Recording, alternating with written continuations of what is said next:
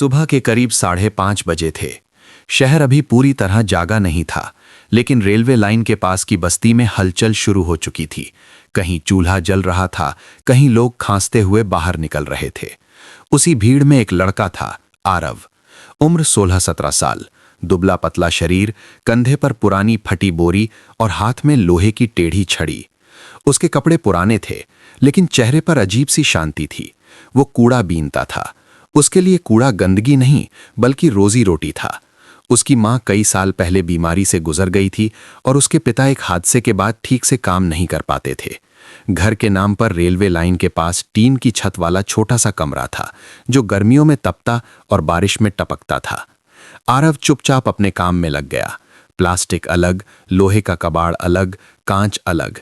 पास खड़े एक बूढ़े ने कहा, जल्दी कर बेटा, सूरज निकल आया तो अच्छा कबाड़ कोई और उठा ले जाएगा। आरव ने बस हल्का सा सिर हिलाया और काम तेज कर दिया। उसी दिन उसे कूड़े के ढेर में एक पुरानी किताब मिली, धूल से भरी हुई, किनारे से फटी हुई, लेकिन अक्षर साफ थे। उसने बिना सोचे उसे अपनी बोरी में डाल लिया। शाम को जब वो घर लौटा और उसके पिता दवाई लेकर सो गए, तब उसने वो किताब निकाली। उस पर लिखा था, हमारे अधिकार और कानून। उसे सब कुछ समझ नहीं आता था, लेकिन एक लाइन बार बार उसकी नजरों में अटक गई, हर नागरिक कानून के सामने बराबर है। उसने उस लाइन को बार बार पढ़ा और धीरे से खुद से पूछा, क्या सच में ऐसा होता है? अगले दिन उसने ये बात अपने दोस्त समीर को बताई तो वो हंस पड़ा। उसने कहा, पागल है क्या, बराबर तू और वो बड़े लोग। आरव ने कुछ नहीं कहा, बस इतना बोला, पता नहीं, लेकिन अगर लिखा है तो कभी तो सच होगा। उस दिन के बाद से वो रोज थोड़ा थोड़ा पढ़ने लगा। जो समझ नहीं आता उसे अंदाज से समझने की कोशिश करता। कभी कभी स्कूल की दीवारों पर लिखे पोस्टर पढ़कर शब्दों का मतलब जोड़ता। एक दिन दोपहर के समय वो एक बड़े बंगले के बाहर कूड़ा छांट रहा था। वो जगह उसे इसलिए पसंद थी क्योंकि वहां से अच्छा कबाड़ मिल जाता था। सब कुछ सामान्य था कि अचानक बंगले के अंदर से जोर की आवाज आई। एक औरत चिल्ला रही थी, चोरी हो गई, लॉकर खाली है। कुछ ही पलों में माहौल बदल गया। गेट खुला, लोग बाहर भागे, नौकर इधर उधर दौड़ने लगे। मालकिन रो रही थी और बार बार कह रही थी कि करोड़ों रुपए गायब हैं। कुछ ही देर में पुलिस आ गई। पुलिस ने सख्त आवाज में पूछा कि आज यहाँ कौन कौन था। मालकिन की नजर चारों तरफ घूमी और आकर आरव पर टिक गई। वही लड़का, रोज यहाँ घूमता है, शक उसी पर है। आरव का दिल तेज धड़कने लगा। उसने हिम्मत जुटाकर कहा, मैंने कुछ नहीं किया मैडम, मैं बाहर ही था। मालकिन ने गुस्से में कहा, तो पैसे हवा हो गए क्या, रोज यहीं मंडराता रहता है। पुलिस ने बिना ज्यादा सवाल किए उसे पकड़ लिया। उसने बार बार कहा कि वो अंदर नहीं गया, लेकिन किसी ने उसकी बात नहीं सुनी। उसे गाड़ी में बैठाकर थाने ले जाया गया। पूरी रात पूछताछ होती रही, वही सवाल बार बार, कब अंदर गया, पैसे कहाँ छुपाए, और हर बार वही जवाब, मैं अंदर गया ही नहीं। रात के आखिर में उसे लॉकअप में डाल दिया गया। लोहे की सलाखों के पीछे बैठा वो दीवार से टिक गया। पहली बार उसे महसूस हुआ कि सच बोलना काफी नहीं होता, उसे साबित भी करना पड़ता है। अगले दिन उसे अदालत ले जाया गया। रास्ते भर लोग उसे ऐसे देख रहे थे जैसे वो पहले से ही दोषी हो। अदालत में जज ने उससे पूछा कि क्या उसके पास वकील है। उसने कहा नहीं। फिर पूछा गया कि क्या वो सरकारी वकील लेना चाहता है। कुछ पल चुप रहने के बाद उसने कहा, अगर अनुमति हो तो मैं अपना केस खुद लड़ना चाहता हूँ। अदालत में हल्की फुसफुसाहट हुई। जज ने पूछा, तुम्हें कानून की जानकारी है?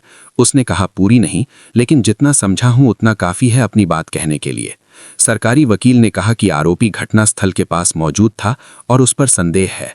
मालकिन ने भी कहा कि उसने उसे कई बार वहां देखा है और ऐसे लोग ही चोरी करते हैं। आरव कुछ पल चुप रहा, फिर बोला, अगर मैं चोरी करता तो वहीं बाहर क्यों खड़ा रहता? अदालत में थोड़ी हलचल हुई। उसने आगे कहा कि वो रोज वहां से गुजरता है क्योंकि वहां उसे काम मिलता है, लेकिन उस दिन वो अंदर नहीं गया था। फिर उसने पूछा कि क्या वहां कैमरा लगा है? जवाब मिला कि हाँ, कैमरा है। उसने कहा, तो फुटेज दिखाई जाए। अगली तारीख पर अदालत में सीसीटीवी फुटेज पेश की गई। वीडियो में वो सड़क के किनारे कूड़ा बीनते हुए दिख रहा था, लेकिन घर के अंदर जाते हुए नहीं। फिर वीडियो में एक और आदमी दिखा, सफेद शर्ट, सिर पर टोपी। वो गेट के पास आया, कुछ पल रुका और फिर अंदर चला गया। कुछ देर बाद वो जल्दी में बाहर निकलता दिखा। आरव ने स्क्रीन की ओर इशारा करके पूछा कि ये कौन है? जवाब मिला कि शायद माली होगा। आरव ने तुरंत कहा कि अगर मुझ पर सिर्फ शक के आधार पर कार्यवाही हुई है तो इस आदमी से पूरी पूछताछ क्यों नहीं हुई? वीडियो दोबारा चलाया गया। इस बार एक और बात सामने आई। कुछ सेकंड के लिए घर की बिजली बंद हुई और फिर वापस आ गई। आरव ने कहा कि अगर उसी समय लॉकर खोला गया था तो बिजली क्यों गई। अब अदालत में सन्नाटा था। अगली तारीख पर उस माली को बुलाया गया। पूछताछ में पता चला कि उसकी तनख्वाह रुकी हुई थी और उसने अपने भाई को घर में रखे पैसों के बारे में बताया था। धीरे धीरे सच्चाई सामने आने लगी। आखिरकार ये साबित हो गया कि चोरी उसी ने करवाई थी। अंतिम सुनवाई में जज ने कहा कि सिर्फ किसी की गरीबी या हालात के आधार पर उसे अपराधी नहीं माना जा सकता। आरव के खिलाफ कोई ठोस सबूत नहीं है, इसलिए उसे सभी आरोपों से बरी किया जाता है। अदालत ने यह भी कहा कि जांच में जल्दबाजी और पूर्वाग्रह साफ नजर आता है और भविष्य में ऐसी गलती नहीं होनी चाहिए। अदालत से बाहर निकलते समय वही लोग खड़े थे जिन्होंने पहले दिन उसे शक की नजर से देखा था। इस बार कोई कुछ नहीं बोला। आरव ने धीरे से कहा कि अगर वो पढ़ना नहीं जानता तो शायद अपनी बात कभी न रख पाता। अगले दिन फिर वही सुबह थी, वही बोरी, वही काम, लेकिन अब उसके अंदर कुछ बदल चुका था।